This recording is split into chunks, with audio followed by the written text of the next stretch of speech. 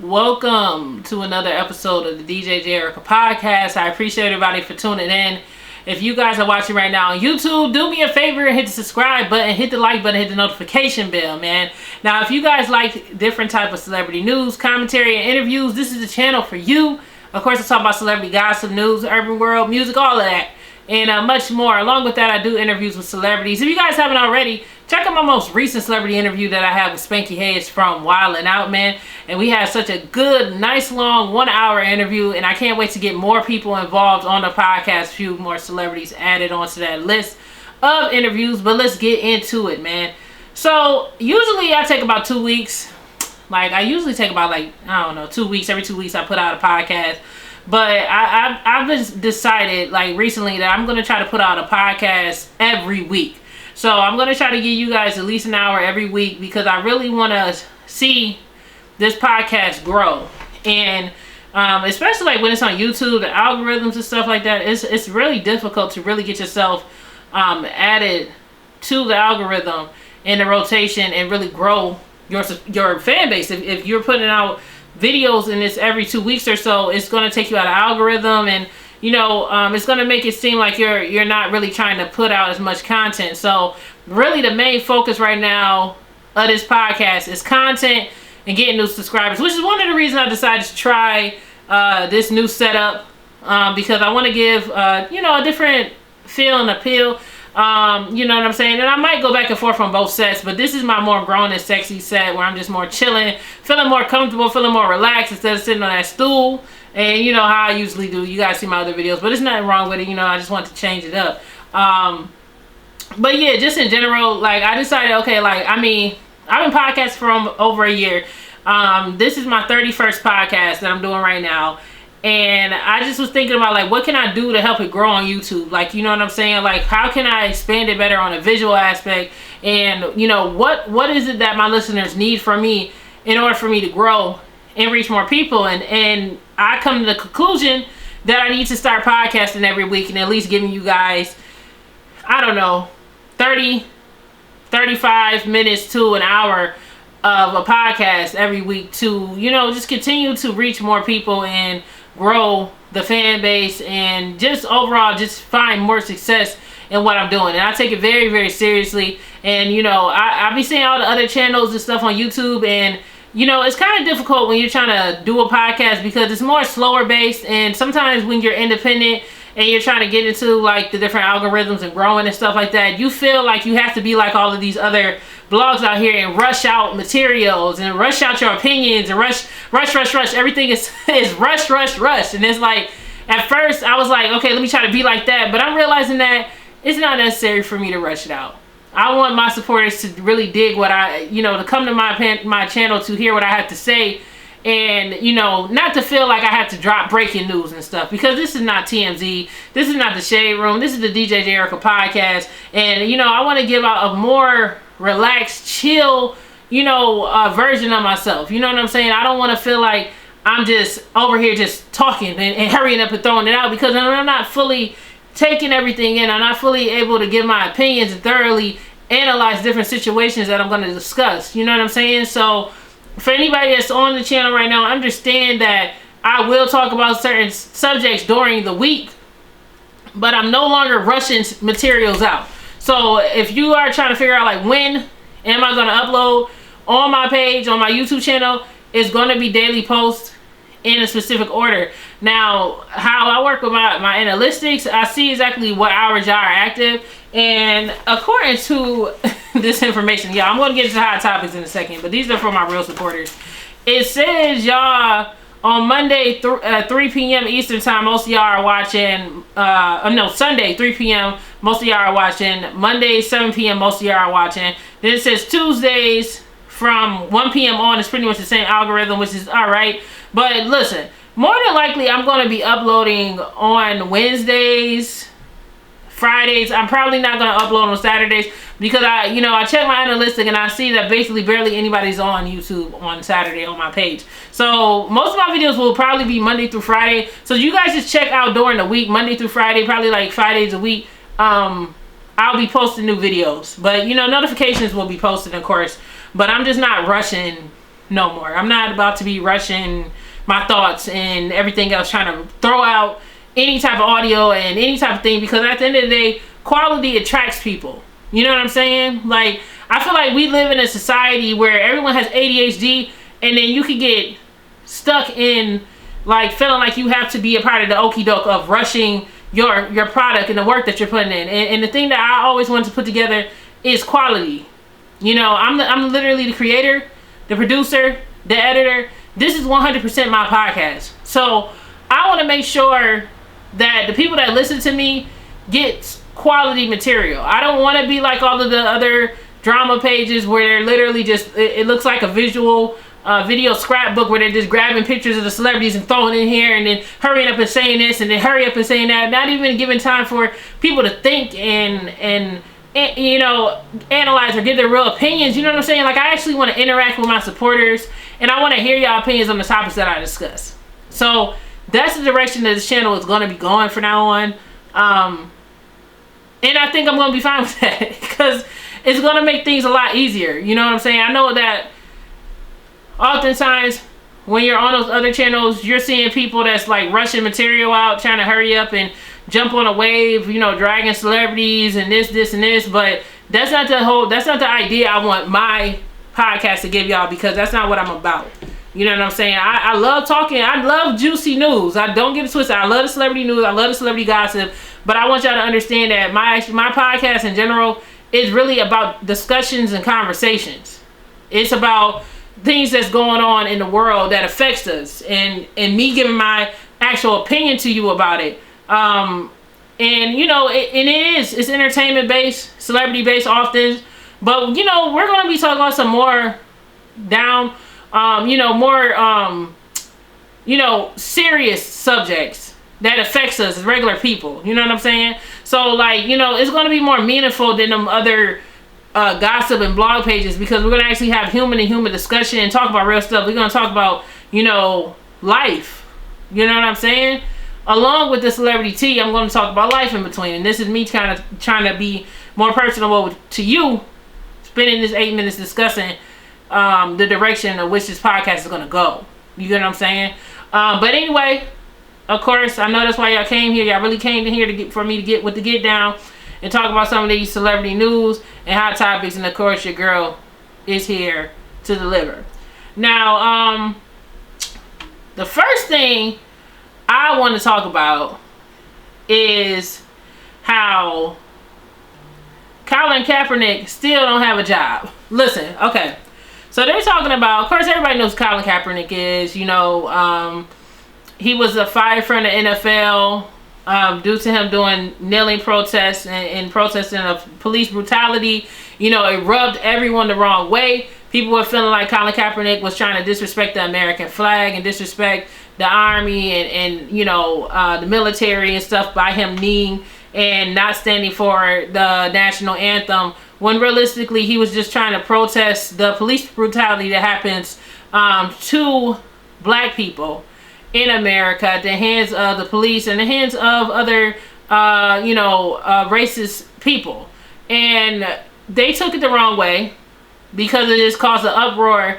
And if the NFL, they requested that he stop protesting, and he didn't. And eventually, you know, he was let go of his duties as a football player in the NFL with the team that he was at. And then eventually, of course, this led to him, like, I guess he started to get endorsement deals with Nike, so he was still making money after the fact. But it also ended up leading to the point where he was able to have a training camp to possibly come back to the NFL. But when he did do the training camp, he decided to pick his own location to do the training and his own film production team to film him playing, because he felt like the NFL wasn't going to be genuine. Like, he felt like the NFL wasn't going to do him justice, and if they were going to deny him, he wanted to make sure that it was real justification of why he was denied, and it wasn't because of his performance level and whether he can actually play professional football. So, you know, after that whole situation, it rubbed the NFL directors the wrong way, the owners. And of course, he didn't get a job at the NFL. So fast forward to the death of George Floyd. Of course, everybody knows who George Floyd is. Black man that was killed by the police live on TV on, he was nailed to death by a police officer, and we're still having unrest and protests about that up to this day, along with the Black Lives Matter movement. The NFL director came out and basically was apologizing to Colin Kaepernick and saying that now he understands why he was kneeling and that the NFL wanted to make it right. Okay, that sounds nice. So fast forward to how many months it's been? It's been about 3-4 months. About 3-4 months. It's happened in May, I believe. So it's June, July. So it's been about 3 months since the commissioner made that statement. And according to the people in Colin Kaepernick's team, in his group, whatever, they're saying that he still have not been contacted to possibly join the NFL team. There has been no discussions or any teams has reached out for any type of interest. My personal thing about it is, like, why do Colin Kaepernick still even want to play for the NFL? Like, it doesn't make any sense for me. Like, listen, like, I see what his stance was. You know, he wanted to do what most people is doing right now and stop this police brutality that's going on to black people, specifically black men. And, you know, a lot of the other stuff that black society had to deal with at the hands of racists and white supremacy and things of that nature. And I can understand his stance, but I just don't understand why he still want to work for the organization after they done him so dirty by, like, firing him just because he wants to take a kneel and not stand for the flag. I mean, to me, I feel like the NFL, the commissioner, is disingenuous because I feel like the only reason he said the things that he said about Colin Kaepernick was because he felt guilty, or he was just trying to save face for the NFL because now, of course, they still, you know, they got Jay-Z working with them and everything else, so they want to make sure that it still looks good on their behalf. So they're going to say whatever they need to say to the media to make it look a certain way. So to me, I'm not shocked that the NFL teams haven't reached out to Colin Kaepernick. I think that Colin Kaepernick really just needs to just move on with his life and his career because, honestly, to be honest with you, like, most NFL careers don't last more than, like, what, 7 years? Something like that, less than that. It's in the average, you know, if you're not in the best shape, it's about 2-3 years you have in the NFL. And after that, you have to basically make your own money and figure it out yourself. And I feel like with Colin Kaepernick, it's really the same situation. He's past his prime at this point. I don't even see him even wanting to run and chase after a football at this point with all the things that he's already been through. I feel like he might as well just keep his Nike endorsement deal and pick a different career. Like, he has so many fans and supporters that support what he's done that he doesn't need the NFL. Like, why continue to, because football damage your body anyway. Like, it's gonna have you. It's so many NFL players that's messed up. They can't walk because their spine is broken because all of the hits that they took in the NFL and stuff like that. So I just feel like Colin Kaepernick needs to just, move on from it. If he hasn't moved on from it, pray about it and move on and try to take his career in a different direction because it clearly is not in God's plan for him to work for the NFL anymore after he decided to take a stance. And everybody has the freedom to take a stance for what they believe in, but sometimes you have to understand that with that, there's going to be certain consequences that's going to come, and that unfortunate consequence of him standing for what he believed in was him losing his job at the NFL. And I feel like if he really wants to remain in that stance of what he believes in, I feel like he should not be asking people to come back to work for them because I just feel like it's really disingenuous. And is it really genuine? I think it will make him like lose supporters because it'll make him feel like he's disingenuous with the entire idea of why he did it. You know what I mean? So if he really is trying to stick to his protests and his fight for equality, I don't feel like it should even matter whether the NFL wants him or not. I feel like Colin Kaepernick should remain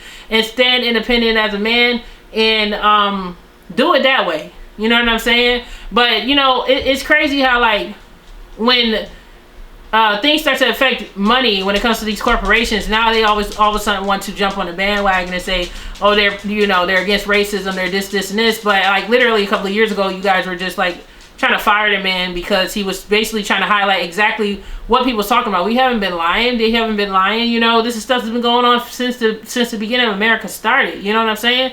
And the past 10-15 years have been very rough for black people in America, especially when it comes to the hands of police officers and shootings of black males and stuff. It's been horrendous. This year's been freaking rough. You know what I'm saying? But y'all tell me what y'all think about Colin Kaepernick not getting a callback for the NFL. Do you feel like that's like it's okay or whatever? Y'all tell me what y'all think, and good luck to Colin Kaepernick. Now, in other hip hop news, because that was like sports news right there. Let's talk about Tekashi 6ix9ine, because Tekashi 6ix9ine just did an interview with Billboard, and he basically just like dissed Nicki Minaj, and basically was trying to say that like Nicki Minaj couldn't get a #1 by herself. And it's crazy because listen, Nicki Minaj is literally the only artist that was willing to work with Tekashi 6ix9ine after this entire snitching ordeal and him giving away the bloods and all this other stuff in New York and all the stuff that he was being involved in with the drug trafficking and all this, everything that Tekashi 6ix9ine have been involved in, him being locked up for it, and then him snitching on everybody, and everybody being locked up for like 40 to 100 years and stuff, and now he's back free on the street, and he's making his money doing his music. He decided to do an interview with Billboard, and he basically gives his opinion on Nicki Minaj, and he pretty much was basically trying to say that Nicki Minaj couldn't get a #1 by herself. Like, it kind of comes off as like a diss, but I think he's trying to sugarcoat it like he wasn't dissing her, but he really was. Like, he generally, to me, he definitely was shading Nicki Minaj and basically trying to question her abilities as a rapper in the game. And it is crazy because, see, this is one of the reasons why I personally don't like Tekashi 6ix9ine, is because it's like, dude, like every time somebody try to put a hand out to you, you always bite the hand that feeds you. Like, you already got the whole world basically against you. More common folks, you know what I'm saying? Street people don't respect you, and that's really hard to have street people not respect you when you a hip hop artist, you know what I'm saying? And everyone is just like, yo, and he's a snitch, nobody wants to support him, this, and Nicki Minaj decided to put her neck out on the line for you, even though she already got her own things going on, people hating on her, the Nicki Minaj hate train and all these different things that she's already been through. People are just like dogging and dragging her. She decided to put her, her reputation on the line to work with you, and then you gonna go ahead and go on Billboard and throw shade her way, which makes no sense. And with that being said, I do have a small clip. I'm not gonna play the whole thing because of course I don't want it to get flagged, but I do have a piece of the interview. I want you guys to hear what exactly Tekashi 6ix9ine said about Nicki Minaj and basically her talents and whether she could actually get a #1 on Billboard by herself. Check this out. Okay. I thought you was talking about. No. I'm not talking about the Drake record. I know you're gonna say the Drake record. You're gonna say he got Drake on it. Okay. But let me ask you this: since you said you were bringing that up, he also said, but you had Nicki to help you catapult. Okay, so Carl, let me ask you something. And Nicki's my sister. I love that girl to death. When has Nicki ever had a #1 till this date? Say so. No. You talking about solo? You talking about solo? No. Carl. I love Nicki. That's my sister. I love her to death. Mm-hmm. Give me a Nicki single that's been #1, her record. Solo that went #1. Nicki does not have one. All right. So let's not shy off, right? Hmm. That's my record. Give me a Nicki record that has been #1. And again, this goes back, and it's not Nicki's fault, right? It's the industry's fault because she is just like me, shitting on everybody. Nicki shits on everybody. Nicki on Billboard, she got on Billboard's ass. Yo, Billboard did this, Billboard did that, Billboard did that. How you bundle toward a whole bunch of shit, right? Mm-hmm. Give me a Lil Durk record top 10, just Lil Durk. Alright, so that's basically what he was saying. And that was like a combination of him also like throwing shade at Lil Durk as well. Lil Durk had actually recently went on, I actually got a video of Lil Durk like going in about Tekashi 6ix9ine. Because he basically was trying to say that, Tekashi 6ix9ine tried to reach out to do a collaboration with him, and Durk was like, nah, I'm for the streets, I'm not going to work with a rat, whatever, and whatever. But it seems as if Tekashi 6ix9ine is just running through the streets, throwing his money around Hollywood to the highest bidder to see who will be willing to work with him. Now, so far, he's been able to reel in Akon, which Akon actually went on Deezer Valed show and basically said that he didn't see it was any problem working with Tekashi 6ix9ine, and basically was saying that everybody's a snitch and this, and this. And honestly, what I got from it is basically Akon got bought out and he's okay with making his money. He don't care about what they're talking about, because at the end of the day, he want to pay his bills, and he's in the music industry. He's not in the street industry no more. So that's just pretty much what I was getting from Akon. But besides Nicki Minaj and Akon, majority of the people that he go up to try to throw their bag at, to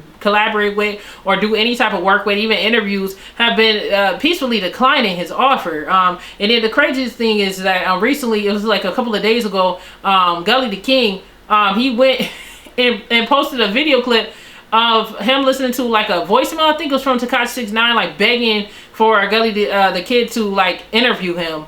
And he's basically telling some, yeah, you know, we this, and this, and like trying to go down a list of reasons of why Gully should bring him on his podcast and do an interview with him and try to associate himself with him. And, you know, definitely Gully was like, you know, he dissed him or whatever, and you know, declined on that offer. But it just looks like, you know, Tekashi 6ix9ine just seems like he's in a desperate situation. And it's crazy because, honestly, really thinking about it, he wants to talk about, oh, Nicki Minaj can't make a #1, this, and this. But actually, you guys, she just helped you, because honestly, without Nicki Minaj, I don't think your music would have went #1. Like that new song that he came out with, he got Black China. Of course, he threw his bag at Black China, and she replied back and decided to do a music video with this dude. But the new song that he got out by himself is whack. Okay, like I don't even know. It's just trash. I don't even like his music, whatever. He keep on saying that all of these people are whack and this, and this, but you're the one that keep on trying to throw your bag at everybody to do a collaboration and keep you afloat and keep you relevant. If you don't need anybody, Tekashi,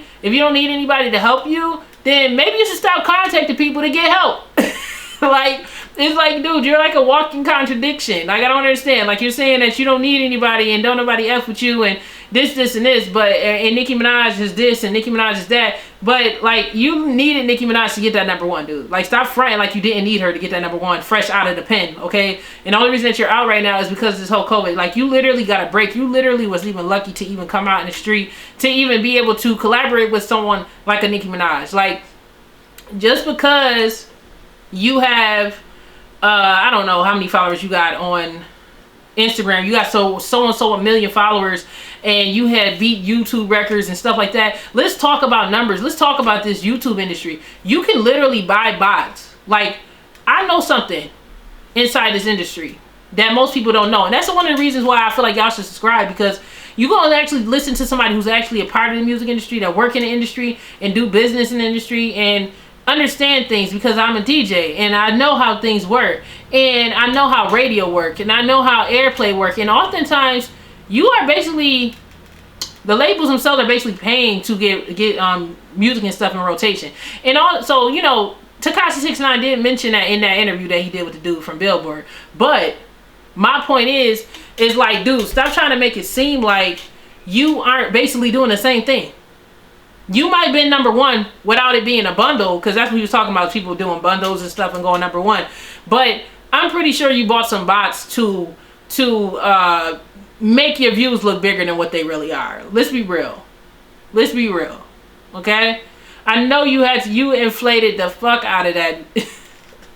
Excuse me. You inflated the crap out of that video, those views and everything else. Yes, Nicki Minaj got pulled. Yes, you got pulled. But you probably invested some money into YouTube for you to make sure and guarantee that you got that #1, because you are so narcissistic that you feel like you have to prove a point. You have to rub it in somebody else's face. You know what I'm saying? That's the thing I don't like about Tekashi 6ix9ine. You know what I mean?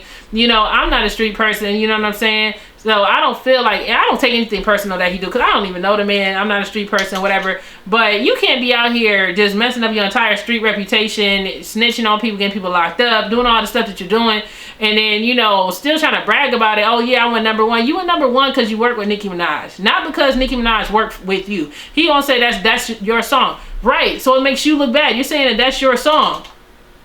So let's check those numbers again if you released that song by yourself, because it damn sure wouldn't be the numbers that it is right now without the collaboration of Nicki Minaj and the support of her fans. Nicki Minaj has been solid.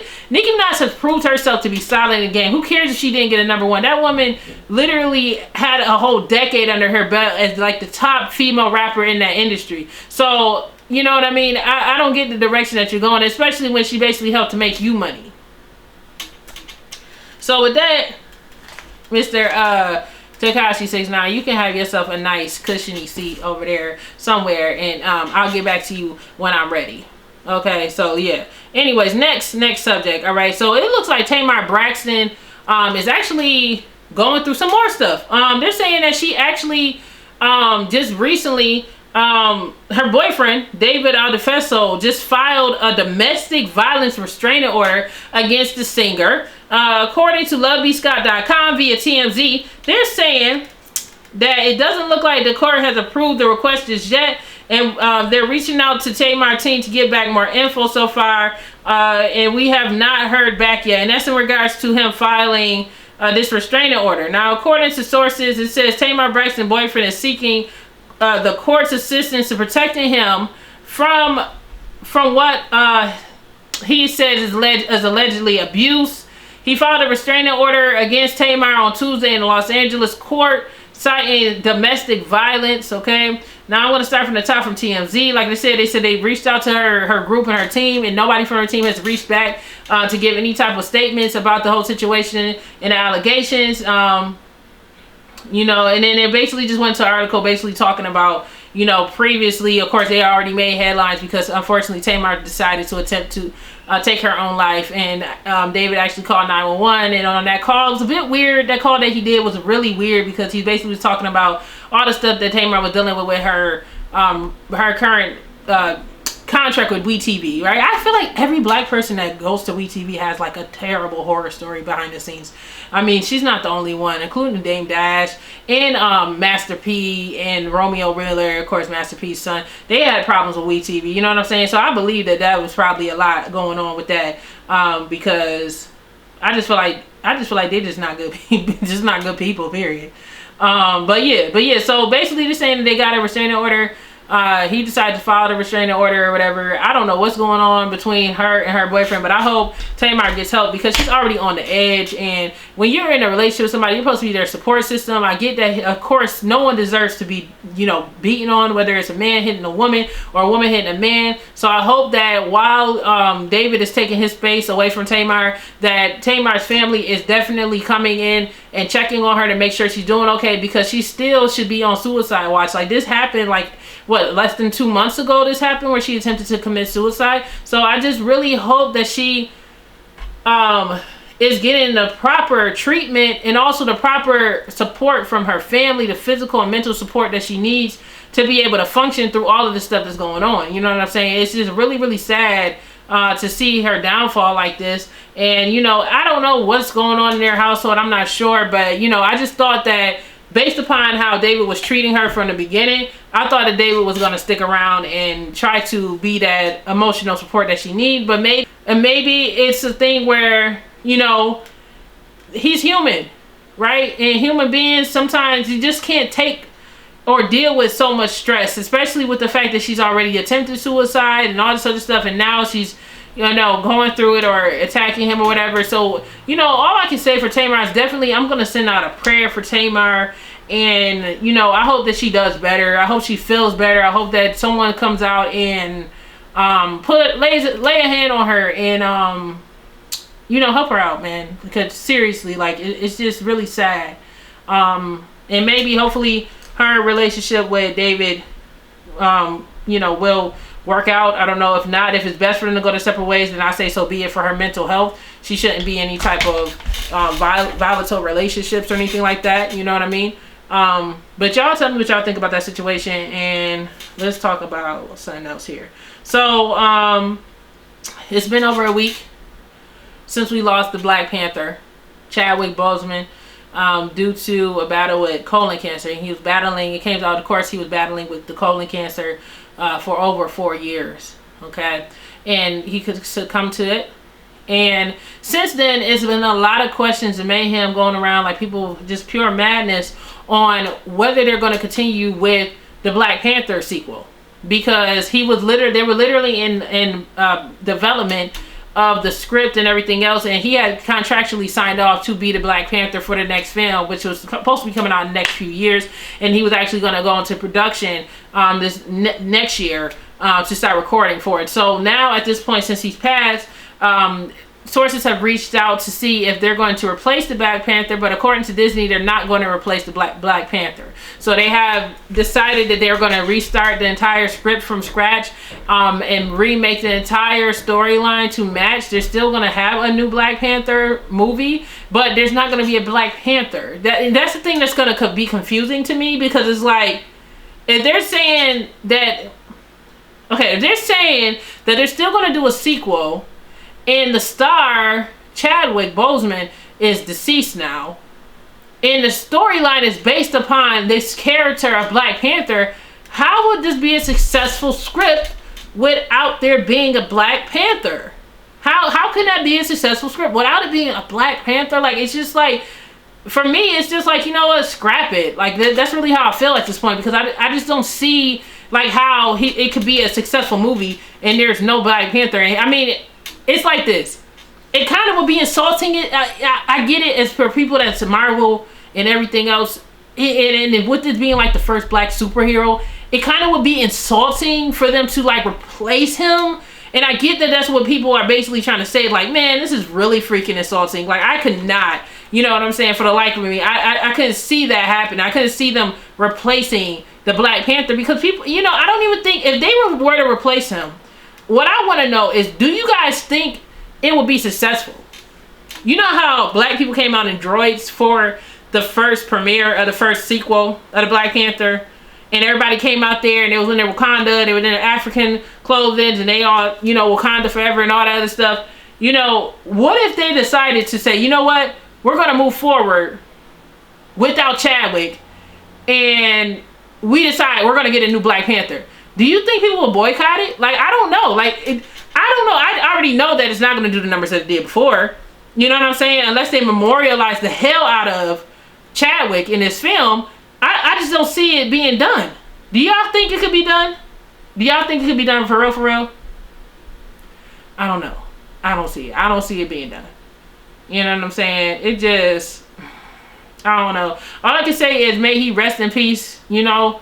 He really did his job here on the planet, you know, and we will never forget Chadwick Boseman. And with that being said, I'm going to give myself a moment of silence for Chadwick. May he rest in peace. So one of the two last things I want to talk about on the podcast right now is talk about this Dr. Dre's divorce. Okay, let's talk about it, okay? Because it's making a lot of headlines right now, and they're talking about how Dr. Dre's wife is requesting $2 million a month in spousal support. Now, mind you, Dr. Dre and her and his wife, whatever, she has kids with him, but the kids are grown. So they basically don't have kids in this divorce. The children are not a factor, because both of their children are long gone, they moved on, they're grown. She's requesting $2 million in spousal support. Now, it's not the $2 million that shocked me, because honestly, I mean, Dr. Dre is like a billionaire, right? And his wife's been with him for 25 years. She helps to build a fortune. There's no way that she's been with Dr. Dre for 25 years. She didn't have any input on a lot of the things that he's done. Maybe not in the music, because of course he's been doing that since before he met her, but possibly in the additional big business ventures that he had, seeing that she was an attorney. See, it seems like, you know, she would have the brains and everything else to help him you know, help to grow his wealth over the past 25 years, which led to him basically hitting $1 billion fortune. So she is requesting at this time that she wants full spousal support from him for $2 million a month. Now, $2 million a month, when you're thinking about it, is it reasonable? That's $25 million a year. What is $25 million to a billionaire? That's not really that much money, right? But if you break it down what she's using it for, it kind of makes people think that it's questionable. Now, I'm going to break it down. Me personally, I feel like, hey, if this is how California law is, and he knew that was California law when he decided to marry her, then I really don't have nothing to say. This is what happens when you marry someone. You become one, and especially in the state of California, they believe that if you marry somebody, you are one, ladies and gentlemen. So that means that if he has to share his wealth, because California feels that that's equal wealth to his wife or his ex-wife, then that's just the law. But I'm going to read what she's actually stating in her little court statement about how she's spending the money at $2 million per month. Now, the first thing she said was she used $10,000 a month for laundry, for clothing and cleaning and laundry. Okay. Second thing she says for clothes, like, I don't know, I guess you go shopping, $135,000 for clothes. Okay. The next thing she said for education, tuition and living expenses is $60,000 a month. She said for entertainment, let me say that again. For entertainment, she wants $900,000. Charity contributions, she wants the price of $125,000. The mortgage payments is $100,000 a month. Telephone, cell phone, email, she wants $20,000 a month. Okay, in all, she is actually asking for a monthly nutshell of $2.5 million. That's $2,530,000. Okay. Okay, and this is basically the article. I'm gonna read some of it. Okay, so this is from lovebscott.com. So as we reported, sources connected to Dre said he's covering all of her expenses currently, including the Malibu house where Nicole is staying, and chefs and security. But in documents, Nicole says that Dr. Dre has been controlling with the purse strings, denying her the right to use, among other things, her Amex card and black cards.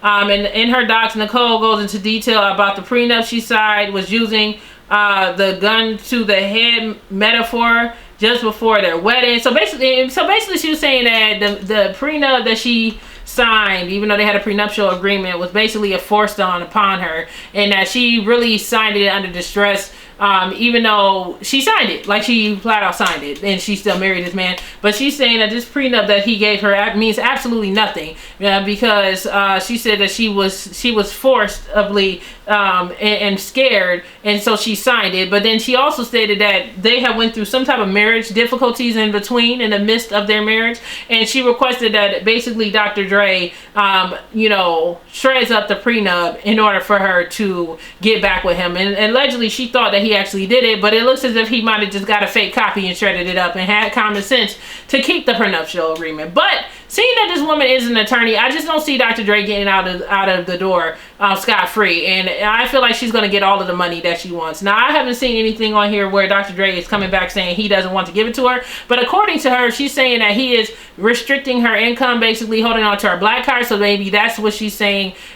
She's basically saying that he's being financially violent towards her. I think that's what she said. It really just fluffed it up a bit, but she's going to get everything that she wants, especially in the state of California, where they say that whatever your partner is, that's what you get, blah blah blah blah. So now, oh yeah, another thing, she says she wants him to cover $5 million worth of attorney fees, along with paying this $2 million a month until they get a final settlement of the divorce.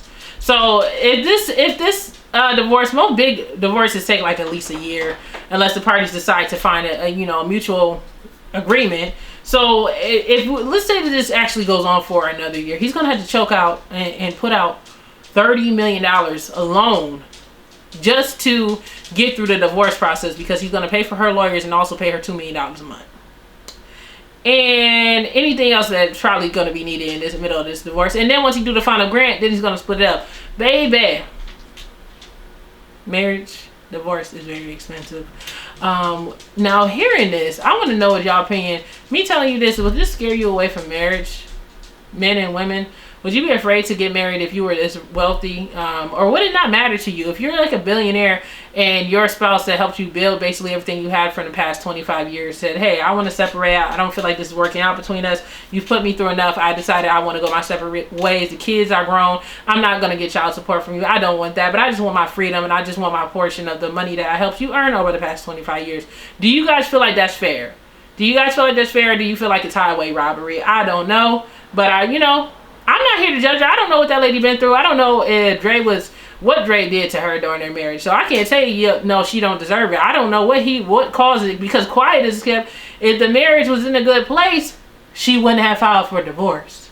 So it's a reason why she done filed for the divorce. And none of us know why she filed for the divorce. So I'm not going to say the lady don't deserve her money. because we don't know what business venture she's been tied to with Dr. Dre. We don't know what's going on and what they've partaken in their marriage, which will financially bind them forever in regards to income and everything else. So y'all tell me what y'all think about that. Okay. So anyways, this is supposed to be the Stir Podcast. It's about 40 minutes in. I'm about to get up off of here. I just wanted to talk about just a few hot topics, have a little discussion with you guys. Now, for everybody that's listening right now that is on Spotify or Apple Podcasts, do me a favor and check out my actual YouTube channel. I am DJ You'll be able to catch the visuals of my podcast and so much more. I also put up actual videos of me DJing on the turntables and stuff, and I do like the Quarantine Quiet Storm. I'm working on another Quarantine Quiet Storm for y'all. So yeah. I really appreciate everybody for checking out the podcast today. Some more celebrity interviews coming, man. Let me tell you about these celebrity interviews. And let me tell you about these interviews and why they stopped. Because your girl got to get some new equipment. I have all these interviews that are supposed to be getting lined up, but I need some new equipment because usually when I do like FaceTime interviews and stuff like that, I use my phone, but my phone is out of space and everything else. So I need to get like a brand new tablet, all this different stuff. Got to do some upgrades and everything else because I want to make sure that these interviews are freaking perfect. But in the meantime, I probably will split up some of the Spanky Hayes interviews section by section so y'all can get more from it. Because I know how y'all get down. Sometimes y'all want to watch a whole hour of an interview. Sometimes y'all only care about the highlights. So I'm probably going to split up like the Spanky Hayes interviews that I recently did and like do a subject to subject and play and scatter that throughout my YouTube channel and stuff like that, whatever. But outside of that, man, I want to make sure that y'all understand like what is the purpose of my channel. Like my channel is a podcast. I discuss things, but we have deeper discussions as well. We talk about the world and everything else. Granted, this is more of a faster podcast, me just getting basically to the point and everything else, but we talk about deep stuff. We talk about, you know, things that's going on in the urban world. We talk about things that goes on in the black community. We talk about the entertainment news, you know what I'm saying? So it's like a nice rounded, equally yoked type of situation. You get what I'm saying? So, you know, for everybody that's out there, you know, if you guys like that, if you guys like to have conversations about celebrities and add a little bit extra, a lot, you know, some real news that be going on and stuff like that, then you guys should subscribe. Word, like for real. Follow me on all social media. At the iamdjjjayerica podcast, at iamdjjjayerica, you know, and I'm gonna catch y'all on the next one, man, for real. Oh yeah, by the way, go to my website djjjericapod.com for like more celebrity news and gossip. You know, sometimes your girl, I blog daily, put up news and all the other stuff. Make sure you guys subscribe and check it out, man. I put in a lot of work, man. I'll be putting in this work, so support your girl. All right, for real, I'm off this time. Tell me what y'all think about this new set. Y'all like the vinyl thing I put up there? I mean, check it out. Your girl got to put a new set. You know, I'm trying. Kind of don't like the glare on the damn thing, but yeah, look. This is a one-woman show. Getting it together. But I'll catch y'all on the next one. Much love. Peace. DJ.